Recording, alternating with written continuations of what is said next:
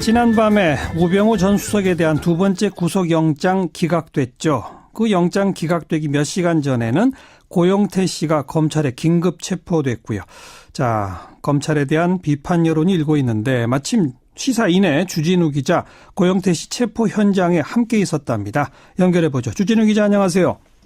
안녕하십니까. 주진우 기자. 네, 안녕하십니까. 주진우 기자. 여보세요. 네, 잘 들리시죠? 예, 잘 들립니다. 예, 그 긴급 체포되는 현장에 주진우 기자는 어떻게 가 있게 됐어요?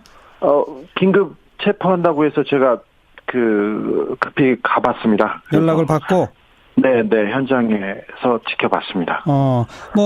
검찰 발표에 의하면 한 1시간 반을 버텼다 그러던데 어떤 상황이 벌어졌습니까?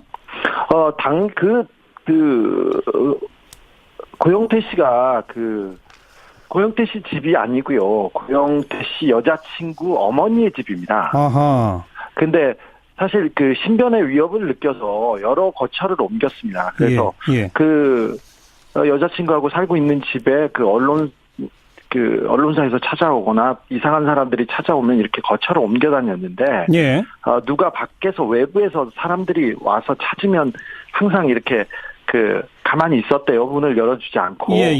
그래서 처음에 사람들이 와서 검찰에서 온지 모르고, 자기는 최순실이 보낸 사람들이 온 줄 알고 해서 집에 가만히 있었다고 얘기합니다. 예.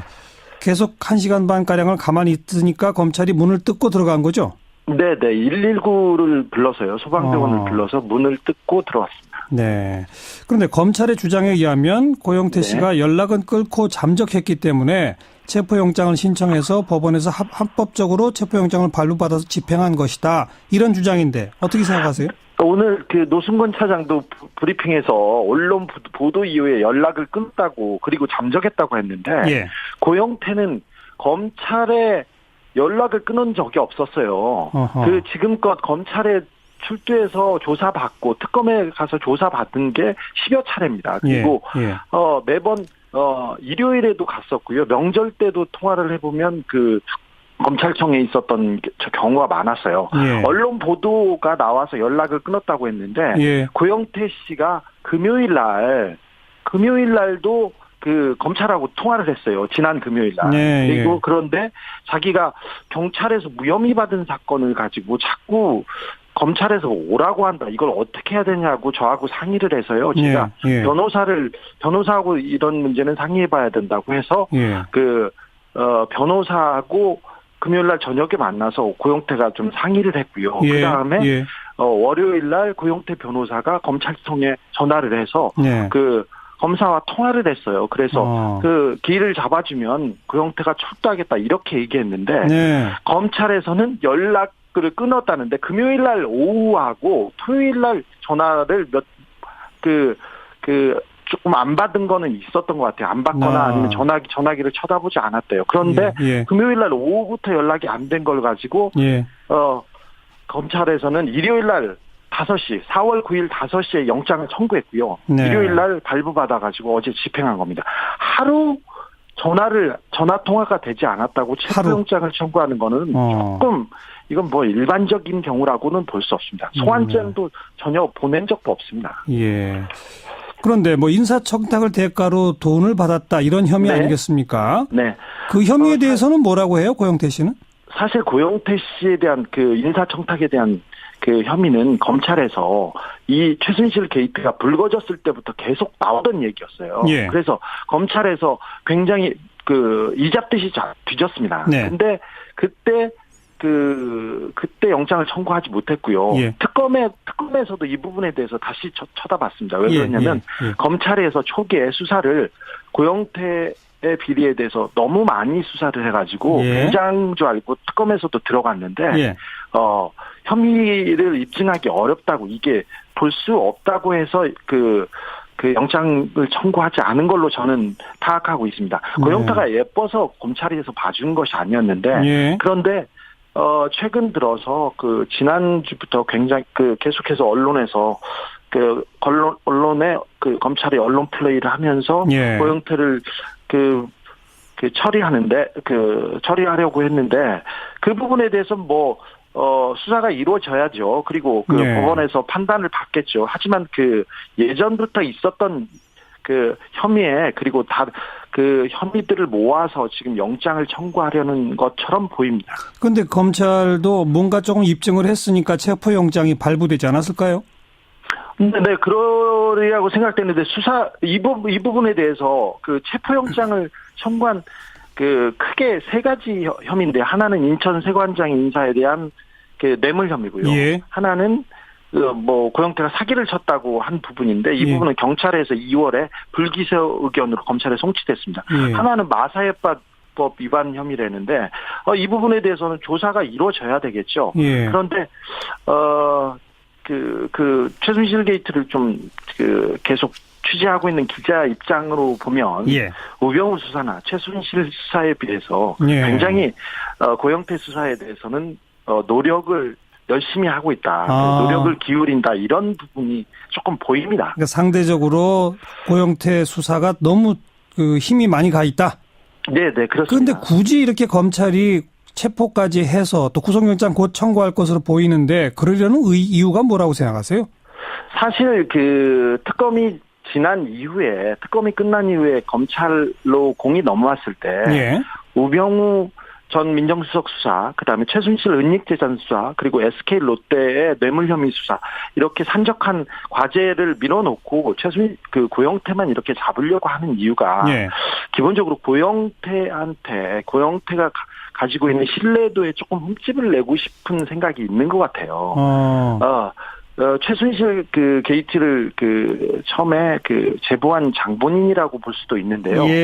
그 고영태에 대한 비위나 돈 부분에 대해서는 너무 검찰에서 너무 굉장한 노력을 다했어요. 그런데 잠깐만요. 여기서 모순이 보입니다. 주진우 기자 주장대로라면 검찰은 고영태의 신뢰도에 흠집을 내려는 의도다라고 지금 말씀하셨잖아요. 그런데 검찰은 정작 최순실 등등을 다 구속해서 재판을 지금 이제 기소해서 재판을 하고 있는 상태 아닙니까? 그런데 자기들이 구속해서 유죄 판결을 받아야 할 사람들을 고발한 고영태의 신뢰도에 흠집이 가면 검찰한테도 안 좋은 거 아닙니까? 그렇죠. 그런데 제가 판단하고 제가 좀 제 의견입니다, 여기는.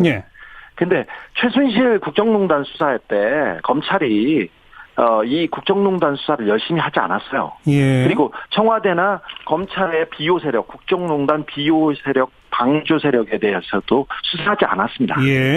근데 그 부분에 대해서 수사하는 것보다 고영태를 수사를 많이 하면서 고영태가 한 얘기가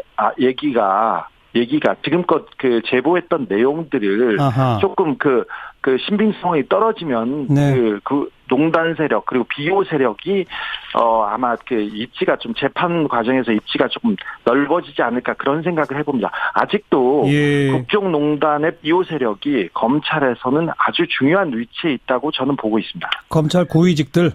네, 검찰 고위직이 특별히 지금 박근혜 대통령 최근까지 수사하는 수사팀 그리고 우병우를 수사했던 수사팀은 완벽하게 우병우 라인이라고 불릴 만한 사람들이 그 수뇌부에 있고요. 그렇죠. 당사자로 그대로 있습니다. 알겠습니다. 그래서 이 국정농단 수사가 조금 잘 안 되고 있다고 저는 그렇게 보고 있습니다. 그러니까 주진우 기자 생각에는 고영태의 신뢰도를 흠집내서 자기들이 이미 구속해서 기소까지 한 그 범죄자들을 자유롭게 하기 위한 것은 아니고 검찰이 왜 이 부분은 더 수사하지 않느냐. 또 지금까지 그쪽은 아예 수사도 안 했다라고 하는 비판, 그 비판로부터 좀 자유로워지기 위해서다 이렇게 보시는군요. 네, 그렇습니다. 근데 자유로워질 수 있을까요? 그래서? 그렇지는 않겠죠. 그런데 최순실의 국정농단, 박근혜 대통령의 국정농단이 이렇게 밝혀지고 드러나고 있는데 그 비호했던 세력이 검찰에서는 사법기관에서는 그대로 자리에 있는 것 자체가 반성조차 안 하는 자체가 조금 안타까울 따름이죠. 알겠습니다. 사실 우병우 민정수석 구속영장은 거의 기각될 걸로 예측했었다. 다 예측했습니다. 알겠습니다. 알겠습니다. 알겠습니다. 시사인 주진우 기자의 생각이었습니다. 조금 안 받은 거는 있었던 것 같아요. 안 받거나 아니면 전화기를 쳐다보지 않았대요. 그런데 금요일 날 오후부터 연락이 안 된 걸 가지고 검찰에서는 일요일 날 5시, 4월 9일 5시에 영장을 청구했고요. 일요일 날 발부받아가지고 어제 집행한 겁니다. 하루 전화 통화가 되지 않았다고 체포영장을 청구하는 거는 조금 이건 뭐 일반적인 경우라고는 볼 수 없습니다. 소환장도 전혀 보낸 적도 없습니다. 예. 그런데 뭐 인사청탁을 대가로 돈을 받았다 이런 혐의 아니겠습니까? 네. 그 혐의에 대해서는 뭐라고 해요, 고영태 씨는? 사실 고영태 씨에 대한 그 인사청탁에 대한 그 혐의는 검찰에서 이 최순실 게이트가 불거졌을 때부터 계속 나오던 얘기였어요. 그래서 검찰에서 굉장히 그 이잡듯이 뒤졌습니다. 근데 그때 영장을 청구하지 못했고요. 특검에서도 이 부분에 대해서 다시 쳐다봤습니다. 왜 그러냐면 검찰에서 초기에 수사를 고영태의 비리에 대해서 너무 많이 수사를 해가지고 굉장한 줄 알고 특검에서도 들어갔는데 혐의를 입증하기 어렵다고 이게 볼 수 없다고 해서 그 영장을 청구하지 않은 걸로 저는 파악하고 있습니다. 고영태가 예뻐서 검찰에서 봐준 것이 아니었는데 그런데 최근 들어서 그 지난주부터 굉장히 계속해서 언론에서 언론에 검찰이 언론 플레이를 하면서 고영태를 처리하려고 했는데 그 부분에 대해서 수사가 계속 1시간 반 가량을 가만히 있으니까 검찰이 문을 뜯고 들어간 거죠? 네, 119를 불러서요. 소방대원을 불러서 문을 뜯고 들어왔습니다. 네. 그런데 검찰의 주장에 의하면 고영태 씨가 연락은 끊고 잠적했기 때문에 체포영장을 신청해서 법원에서 합법적으로 체포영장을 발부받아서 집행한 것이다. 이런 주장인데 어떻게 생각하세요? 오늘 노승건 차장도 브리핑에서 언론 보도 이후에 연락을 끊었다고 그리고 잠적했다고 했는데 고영태는 검찰에 연락을 끊은 적이 없었어요. 지금껏 검찰에 출두해서 조사받고 특검에 가서 조사받은 게 10여 차례입니다. 그리고 매번 일요일에도 갔었고요. 명절 때도 통화를 해보면 검찰청에 있었던 경우가 많았어요. 언론 보도가 나와서 연락을 끊었다고 했는데 고영태 씨가 금요일 날도 검찰하고 통화를 했어요. 지난 금요일 날. 그리고 그런데 자기가 경찰에서 무혐의 받은 사건을 가지고 검찰에서 오라고 한다. 이걸 어떻게 해야 되냐고 저하고 상의를 해서요. 제가 변호사하고 이런 문제는 상의해봐야 된다고 해서 변호사하고 금요일 날 저녁에 만나서 고영태가 좀 상의를 했고요. 그 다음에 월요일 날 고영태 변호사가 검찰청에 전화를 해서 검사와 통화를 했어요. 그래서 길을 잡아주면 고영태가 출두하겠다 이렇게 얘기했는데 검찰에서는 연락을 끊었다는데 금요일 날 오후하고 토요일 날 전화를 져야죠. 그리고 법원에서 판단을 받겠죠. 하지만 예전부터 있었던 혐의에 그리고 혐의들을 모아서 지금 영장을 청구하려는 것처럼 보입니다. 그런데 검찰도 뭔가 조금 입증을 했으니까 체포영장이 발부되지 않았을까요? 네, 그러리라고 생각되는데 이 부분에 대해서 체포영장을 청구한 크게 3가지 혐의인데 하나는 인천 세관장 인사에 대한 뇌물 혐의고요. 하나는 고영태가 사기를 쳤다고 한 부분인데 이 부분은 경찰에서 2월에 불기소 의견으로 검찰에 송치됐습니다. 하나는 마사회법 위반 혐의라는데 이 부분에 대해서는 조사가 이루어져야 되겠죠. 그런데 최순실 게이트를 좀 계속 취재하고 있는 기자 입장으로 보면 우병우 수사나 최순실 수사에 비해서 굉장히 고영태 수사에 대해서는 노력을 열심히 하고 있다.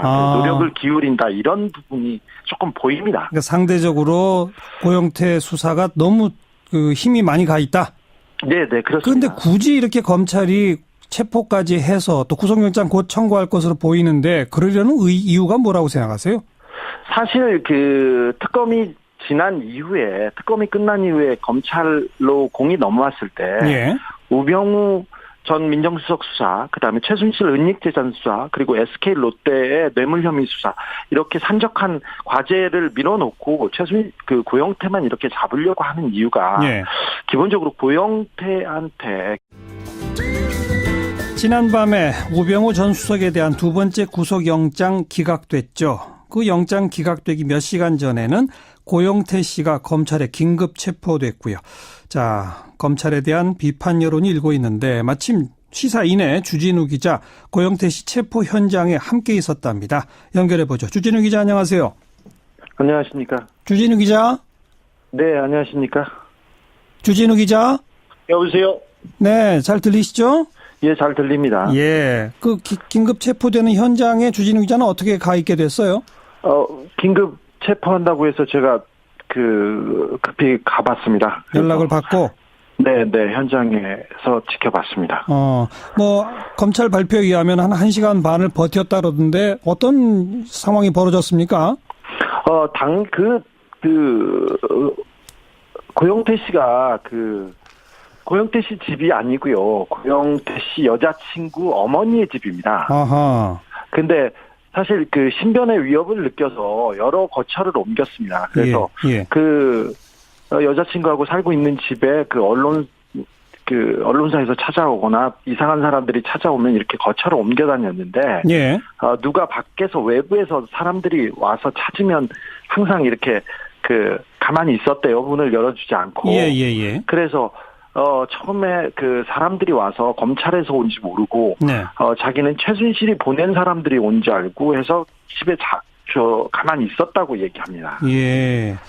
고영태가 가지고 있는 신뢰도에 조금 흠집을 내고 싶은 생각이 있는 것 같아요. 최순실 게이트를 처음에 제보한 장본인이라고 볼 수도 있는데요. 고영태에 대한 비위나 돈 부분에 대해서는 너무 검찰에서 너무 굉장한 노력을 다했어요. 근데 잠깐만요. 여기서 모순이 보입니다. 주진우 기자 주장대로라면 검찰은 고영태의 신뢰도에 흠집을 내려는 의도다라고 지금 말씀하셨잖아요. 근데 검찰은 정작 최순실 등등을 다 구속해서 재판을 지금 이제 기소해서 재판을 하고 있는 상태 아닙니까? 그런데 자기들이 구속해서 유죄 판결을 받아야 할 사람들을 고발한 고영태의 신뢰도에 흠집이 가면 검찰한테도 안 좋은 거 아닙니까?